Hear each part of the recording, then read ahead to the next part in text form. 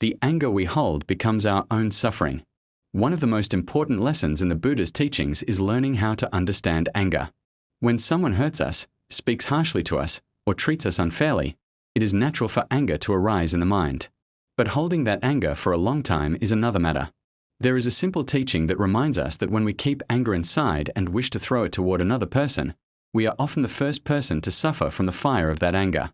Anger may begin because of another person's words or actions, but once we accept it into our own mind, it becomes our own experience.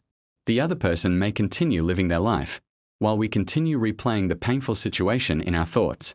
We remember what they said, what they did, and what we wish they had done differently. Without realizing it, we allow someone else's actions to occupy our own mind. This does not mean that we should pretend that harmful behavior is acceptable.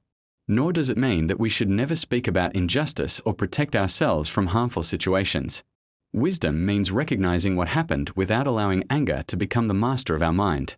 When anger arises, we can pause. We can observe the sensations in the body, notice the thoughts in the mind, and take a few mindful breaths. Instead of immediately reacting, we can ask ourselves, will holding this anger make my life more peaceful? Usually, the answer becomes clear. Letting go of anger does not mean saying that another person was right. It means choosing not to continue hurting ourselves because of something that has already happened. Forgiveness, when possible, is also a form of freedom. We do not forgive only for the benefit of another person. We forgive because we deserve to live without carrying unnecessary emotional burdens. Through Vipassana meditation, we can learn to observe anger as a changing experience. A sensation arises, remains for a while, and eventually changes. A thought arises and passes away. When we observe without immediately identifying with these experiences, we begin to understand their impermanent nature. The Buddha's wisdom invites us to put down the fire we are carrying. We cannot always control what others say or do, but we can gradually learn how we respond.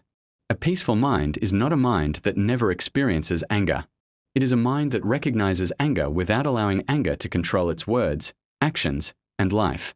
When we release resentment, we are not losing. We are becoming free. Reflection question: what anger or resentment are you still carrying in your heart, and how might your life change if you gently began to let it go? Today's practice.